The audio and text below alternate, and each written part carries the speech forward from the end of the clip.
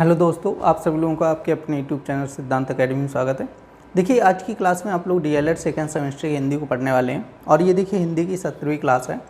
और देखिए, जो लोग पहली बार चैनल पर आए हैं, कृपया आप लोग चैनल को सब्सक्राइब कर लें और देखिए ज़्यादा से ज़्यादा शेयर कीजिए जिससे ज़्यादा से ज़्यादा लोग जुड़ सकें।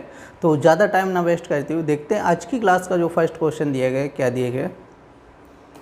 देखिए, आज की क्लास का जो पहला क्वेश्चन कह रहे हैं कि लोक कथा से क्या अभिप्राय है। ठीक है, तो लोक कथाओं की बात कर रहे हैं। लोक कथाओं का मतलब होता है जैसे गांव में क्या होता है कि जो कहानी वगैरह सुनाई जाती हैं, ठीक है, उनकी बात कर रहे हैं। तो यहाँ पे लिखा है कि लोक कथा के माध्यम से बच्चों को क्या है, बच्चों के मस्तिष्क में धार्मिक एवं शिक्षाप्रद भावनाओं को उत्पन्न की जा सकती हैं। देखिए, नेक्स्ट क्वेश्चन कह रहा है कि वाचन कितने प्रकार के होते हैं, और ये क्वेश्चन कई बार आप लोगों को बता चुका हूँ। ठीक है, वाचन के बारे में ज़्यादातर एग्जाम में पूछा जाता है। शाश्वर वाचन, मौन वाचन, दो प्रकार का वाचन होता है। ठीक है, शाश्वर वाचन और दूसरा होता है मौन वाचन। ठीक है, शाश्वर वाचन, मौन वाचन। शाश्वर वाचन में क्या होता है कि ध्वनि के माध्यम से, ठीक है, वाचन किया जाता है। ध्वनि के माध्यम से मतलब क्या होता है, ध्वनि के माध्यम से मतलब ये होता है कि जैसे बोल के, ठीक है, जैसे कोई पढ़ा रहा हूँ तो बोल के पढ़ा रहा हूँ, जैसे बोल के तेज आवाज़ में, जैसे कोई चीज़ किताब पढ़े या चैप्टर पढ़े, तेज बोल के जो ध्वनि उत्पन्न करके, ठीक है, दूसरा व्यक्ति भी सुन सके। मौन वाचन में क्या होता है कि बिना ध्वनि के, ठीक है, बिना ध्वनि के वाचन किया जाए।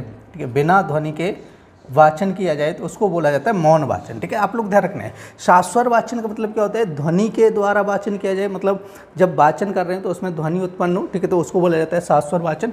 मौन वाचन का मतलब होता है कि बिना ध्वनि के वाचन किया जाए। देखिए, नेक्स्ट क्वेश्चन कह रहा है कि ध्वनि कितने प्रकार की होती है। तो आप लोग ध्यान रखना है कि ध्वनि दो प्रकार की होती है, सार्थक और निरर्थक।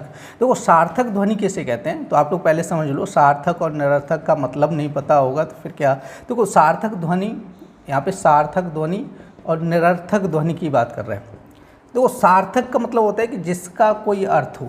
सार्थक का मतलब क्या हो जाए, जिसका कोई अर्थ हो, ठीक है, उसको बोला जाता है सार्थक। जिसका कोई अर्थ हो उसको क्या बोला जाए, सार्थक बोला जाएगा।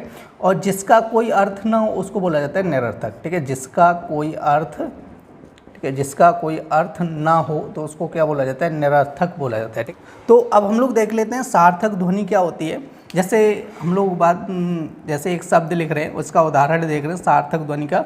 जैसे हम लोग बोलते हैं पानी, ठीक है, जैसे रोटी, ठीक है, जैसे आपका खाना। जो ये शब्द, देखो ये शब्द जो लिखे इनका कुछ ना कुछ अर्थ होता है। ठीक है, लेकिन ऐसे भी शब्द होते हैं जो ज़्यादातर गांव में लोग बोलते हैं लेकिन उनका कोई अर्थ नहीं होता है। जैसे क्या बोलते हैं ना, पानी आनी पी लो। ठीक है, पानी आनी पी लो, तो पानी तो ठीक रहता है, आनी शब्द का क्या अर्थ होता है। ठीक है, जैसे कहते हैं ना रोटी ओटी खा लो, बोलते हैं ना रोटी ओटी खा लो। ठीक है, ओटी का मतलब क्या होता है, जैसे खाना आना खा लो, जैसे बोलते हैं खाना आना खा के जाना। ठीक है, खाना आना, ठीक है, तो आना शब्द क्या है, समझे। देखो, गांव में ऐसे शब्द बहुत ज़्यादा बोले जाते हैं, ठीक है, जिन मतलब जैसे एक सार्थक शब्द होगा उसके साथ में ऐसा शब्द बोला जाएगा जो क्या होगा, निरर्थक होगा। निरर्थक मतलब जिसका कोई भी अर्थ नहीं होता है, समझे। जैसे पानी के साथ में बोलते हैं ना पानी आनी पी लो, तो पानी आनी का मतलब क्या हुआ, बोला जाता है। जैसे रोटी ओटी खा लो, तो रोटी तो ठीक है, ओटी का मतलब क्या हुआ बताओ भाई। जैसे खाना, जैसे बोलते हैं ना खाना आना खा लो, तो खाना तो ठीक है, आना क्या होगा बताओ भाई। तो ये शब्द जो इधर के जो शब्द दिए गए ये क्या हैं, आपके निरर्थक शब्द हैं। निरर्थक का मतलब जिनका कोई अर्थ नहीं है, समझे ना। बहुत सारे शब्द होते हैं जो बोले जाते हैं, जैसे बोलते हैं, कहते हैं ना झाड़ू बाड़ू लगा दो। ठीक है, झाड़ू बाड़ू और बोला जाता है, कहते हैं ना झाड़ू बाड़ू लगा दो। झाड़ू तो ठीक है, बाड़ू क्या होता है भाई। ऐसे शब्द बोले जाएंगे तो वहाँ पे ध्यान रखना है आपको, क्या बोला जाता है, निरर्थक बोला जाता है। ठीक है, सार्थक का मतलब जिसका कोई अर्थ हो, निरर्थक मतलब जिसका कोई अर्थ ना हो, जैसे आनी, रोटी, आना। ठीक है, ये चीज़ ध्यान रखना है आप लोग। देखिए, नेक्स्ट क्वेश्चन कह रहा है कि शब्द किसे कहते हैं। तो यहाँ पे डेफिनेशन देखते हैं। कह रहे हैं कि अपने भावों को दूसरों तक कह रहे प्रसारित करने हेतु ध्वनि प्रतीकों का उपयोग करना पड़ता है। मतलब क्या है कि अपने जैसे विचार हैं, ठीक है, अपने विचारों क्या करने हैं कि किसी दूसरे तक पहुँचाना है। अब दूसरे तक पहुंचाना कैसे, सामने कोई व्यक्ति है उससे हम अपने विचार कहना या बोलना चाह रहे हैं, तो हम लोग क्या करेंगे, ध्वनि के माध्यम से ही तो उसको बोलेंगे। और ध्वनि क्या होता है, जो अपने भाव विचारों को दूसरे तक प्रसारित करने हो तो ध्वनि प्रतीकों का उपयोग करना पड़ता है। ठीक है, ध्वनि प्रतीक जैसे हम लोग बोलते हैं तो उसमें अभी तो जैसे बोल रहा हूँ, ठीक है, तो बोल रहा हूँ तो ये ध्वनि हो गई। अब इसको जैसे जो मैं बोल रहा हूँ उसको लिखा कैसे जाएगा, सही, जो बोलते हैं उसको लिखा कैसे जाता है, तो वो प्रतीक होते हैं, ठीक है, जो ध्वनि के प्रतीकों के माध्यम से हम लोग क्या करते हैं, लिखते हैं, ठीक है। तो वही कह रहे हैं ध्वनि प्रतीकों का उपयोग करना पड़ता है और इन ध्वनियों के मेल से क्या कहते हैं, मेल को शब्द कहते हैं, ठीक है। जब ये ध्वनियाँ होती हैं ना आपस में मिलती हैं तो उनसे क्या बनता है, शब्द बनता है, और जब शब्द मिलते हैं तो क्या बनता है, एक वाक्य बनता है, और वाक्य के माध्यम से हम लोग क्या करते हैं, दूसरों को, ठीक है, अपने भाव या विचारों को, ठीक है, साझा करते हैं, ठीक है। तो ये सीधा रखना है। तो आपका डेफिनेशन थोड़ा आप लोगों को लर्न कर लेना, कह रहे हैं अपने भावों को दूसरे तक प्रसारित करने हेतु तो ध्वनि प्रतीकों का उपयोग करना पड़ता है और इन ध्वनियों के मेल को हम लोग क्या कहते हैं, शब्द कहते हैं। नेक्स्ट कह रहे हैं कि गतिविधियों पर आधारित शिक्षण से क्या अभिप्राय है। गतिविधियों पर आधारित शिक्षण से अभिप्राय पूछा गया है, तो आप लोग ध्यान रखें, शिक्षण कार्य में वही विधि उपयोगी मानी जाती है।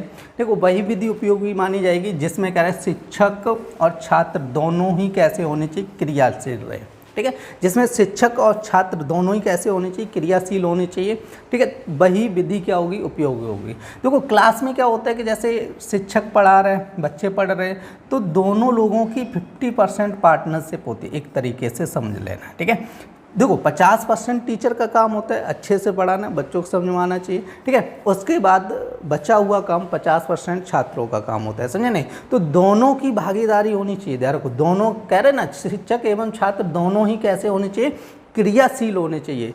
देखिए नेक्स्ट कह रहे हैं कि अभिव्यक्ति का अर्थ बताइए। कह रहे व्यक्ति द्वारा अपने विचारों या भावों को दूसरों के समक्ष प्रकट करना ही अभिव्यक्ति कहलाती है। और देखो अभिव्यक्ति की डेफिनेशन बहुत बार आप लोगों को बता चुके हैं, अब तक तो याद भी हो गई होगी, ठीक है। और जो लोग पहली बार क्लास देख रहे हैं कृपया आप लोग चैनल को सब्सक्राइब कर लें।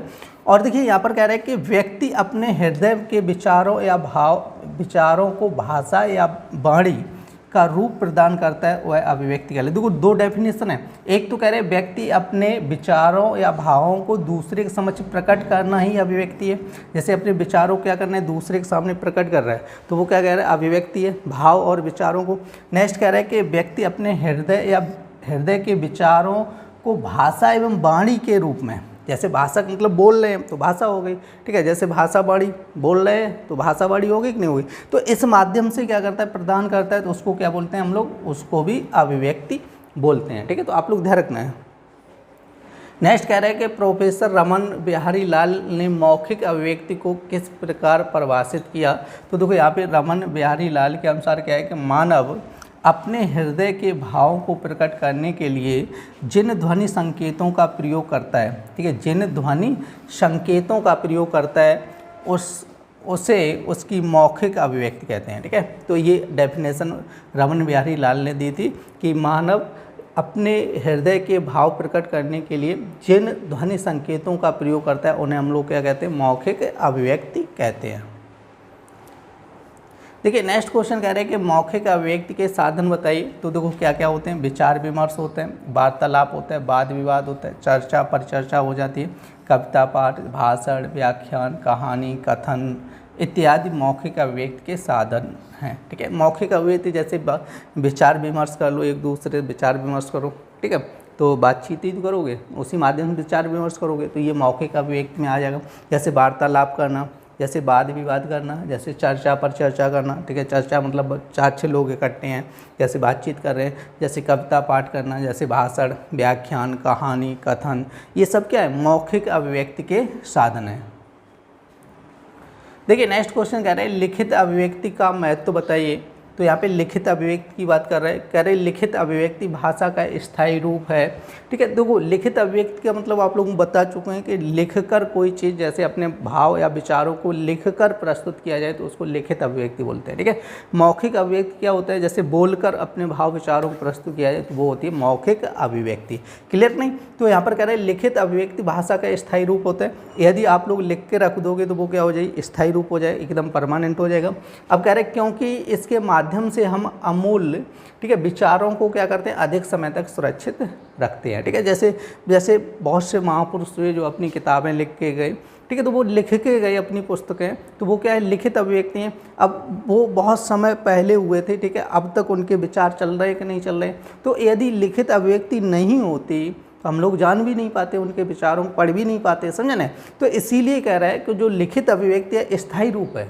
सही, लिखित अभिव्यक्ति कैसा है, स्थायी रूप है और अमूल्य विचारों को बहुत अधिक समय तक हम लोग रख सकते हैं, ठीक है। तो वही कह रहा है सुरक्षित रख सकते हैं। देखो नेक्स्ट डेफिनेशन इसमें क्या कह रहा है कि मानवीय विचारों की अभिव्यक्ति स्थायी एवं अन्य व्यक्ति उसका अध्ययन कर सकते हैं। जैसे आपका जो मानवीय विचार होते हैं वो कैसी होती है, मानवीय विचारों की जो अभिव्यक्ति होगी वो स्थायी होती है, ठीक। कैसी होती है, स्थायी होती है, और अन्य व्यक्ति उसका अध्ययन कर सकते हैं, क्योंकि दूसरे लोग भी उसका अध्ययन कर सकते हैं। इसलिए लिखित अभिव्यक्ति अत्यंत महत्वपूर्ण है, ठीक है, क्योंकि आप जैसे कोई लिखित अभिव्यक्ति है कोई दूसरे भी पढ़ सकते हैं, तो इसीलिए क्या है कि लिखित अभिव्यक्ति बहुत ही महत्वपूर्ण है। देखिए नेक्स्ट क्वेश्चन कह रहा है शाश्वत वाचन किस प्रकार किया जाता है। तो आप लोग कई बार बताया, अभी क्वेश्चन आया था शाश्वत वाचन, ठीक है। दो टाइप्स होता है, मौन वाचन और शाश्वत वाचन, ठीक है। शाश्वत वाचन मतलब बोल के। तो कह रहे हैं शाश्वत वाचन दो प्रकार से किया जा सकता है, ठीक है। कितने प्रकार से किया जा सकता है, दो प्रकार से किया जा सकता है। जैसे यहाँ पे पहला प्रकार क्या है, फर्स्ट प्रकार कह रहा है एक ही व्यक्ति किसी लिखित भाग का वाचन करे, जिसमें क्या होता है कि एक व्यक्ति क्या कर रहा है, कोई जैसे लिखा हुआ वाचन है उसका क्या करे, मतलब लिखित भाग है उसका क्या करे, वाचन करे, ठीक है। कैसे, जैसे कथावाचक का वाचन, जैसे कथावाचक मतलब भागवत कहते हैं, तो वो क्या करता है, वाचन करता है। एक व्यक्ति वाचन कर रहा है, बहुत से लोग सुन रहे हैं, ठीक है। तो ये होता है जो एक व्यक्ति द्वारा लिखित भाग का वाचन करे। और जैसे यहाँ पे दूसरा दिया है कि बालकों द्वारा एक एक करके किसी लिखित गद्यांश का वाचन अथवा पाठ्यांश का पाठ करना चाहिए, ठीक है। जैसे कि अगर ने क्लास में कई बालक हैं और एक एक बालक खड़ा किया, जैसे एक खड़ा किया उसने पढ़ाया, ठीक है, उसके बाद उसको बैठा दूसरा खड़ा किया, तो एक एक लड़के को यदि क्लास में पढ़ा रहे हैं तो ये क्या हो गया, एक तरीके से एक ही व्यक्ति द्वारा लिखित भाग का वाचन हो गया, ठीक है। देखो दूसरा प्रकार क्या होता है कि शाश्वत वाचन वह है जिसमें बहुत से बालक या व्यक्ति किसी भी लिखित भाग को एक साथ पढ़ें।